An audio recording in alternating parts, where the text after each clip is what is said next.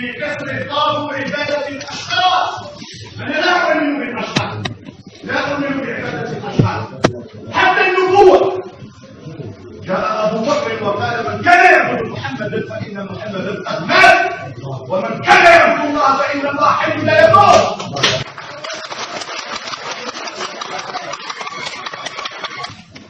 النظام الجزائري نظام مهترئ متكلس، كراهيته انتهت كباقي الأنظمة التي تشبهه بتاريخ القرن العشرين، ولكنه يريد أن يستمر به بطريقة كاملة ولو بطريقة التنفس الاصطناعي على حساب البلد، فأصبح مصدرا قاتلا للأمة. هل أعرف شخصيا عبد العزيز بوتفليقة الذي عارضته منذ 99 وكنا نتهم على أساس أننا أيدي خارجية وعلى أساس أننا نمس بالوحدة الوطنية ونريد أن نفسد على الجزائريين عوزهم، ودفعت ثمنا غاليا سيد السلطان من قبل الأسرة والعصابات الواجهة الحقيقية لهذا النظام. دفعت ثمنا غاليا، تجويع، تهميش، طرد من العمل، مواجهات، وللفضيحة في ذلك البشرية في القرن العشرين وال21 أطرد لأنني أنتقد نظام الحكم. أي مواطن أن ينتقد نظام الحكم، لكن لا يحق لنظام العيد أن يستعمل وسائل الشعب والدولة من أجل أن يهمش إنسانا أو أن يقتله أو أن يحرمه من حقوقه أو أن يطرده من عمله. لا يعنيني بوتفليقة نهائيا كشخص بالرغم من أنه أضرني ومس بكرامتي وبحياتي المهنية وبحياتي المادية والاجتماعية والنفسية، ويعترف بعرفة لسانه. هذا الرجل نظير وهذا الرجل طاق، لكن الحكم تقول أي بلد هذا في القرن العشرين الذي يحكم فيه رئيس الجمهورية بأمر من والدته؟ أي أمر، أي جزائر هذه التي ضحى من أجلها الشهداء التي نعبث بها في هذه السياق؟ أنا أتحدث عن القائد صالح ليس بوصفه قائد للأركان، فأنا لست معنيا بمسألة الجيش تقنيا وتكتيكيا واستراتيجيا ومن حيث التسلح.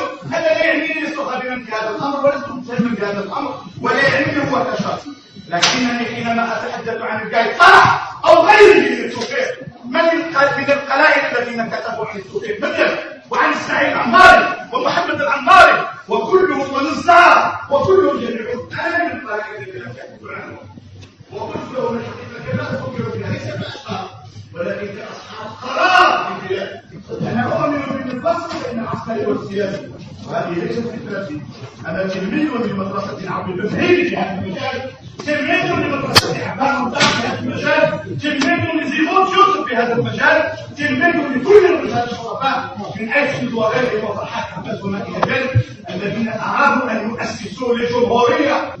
وأنا أمامكم هنا لأطلب العدل لا لنفسي فما أنا إلا المنتبه، ولكني أطلب العدل لهذه الأمة لتتحرر من طغيان النظام الفاسد المفسد، نظام لا يريد أن يتصرف الأمة، لا يريد للأمة أن تفكر، لا يريد للأمة أن تبدع، لا يريد للأمة أن تقول لا، قياسا على فرعون كما ورد في القرآن الكريم: ولئن عبدت إلها غيري لأجعلنك من المسجونين. وهذا هو بيان في المقاومات حبا لهذه الديار وحبا لهذه الارض وتمسكا بها.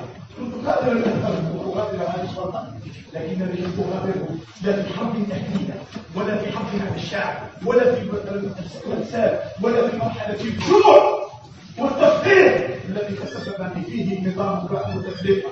انا اصبحت ضحكه ربما سيد القادر منذ سنوات حوالي 3-4 سنين عدت نمنع حتى على الاصدقاء انهم يجربوا يجون تاخذوا البوسليقه. ليس من حقنا ان نطلق الرصاصه على سياره الاسعاف.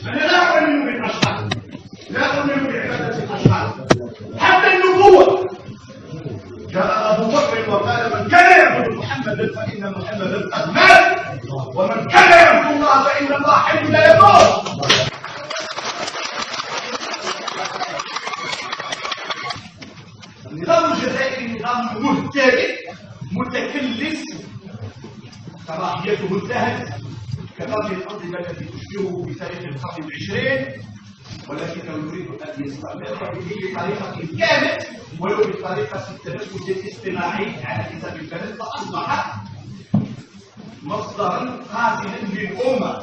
هل يعرف شخصيا عبد العزيز بوتفليقة الذي عرضته منذ 99 وكنا نتهم على أساس أننا أيدي خارجية وعلى أساس أننا نموت بالوحدة الوطنية ونريد أن نفسد على الجزائريين عوزهم، ودفعت ثمنا غاليا سيادة السلطان من قبل العصبة والعصابات الواجهة الحقيقية لهذا النظام، دفعت ثمنا غاليا، تجويع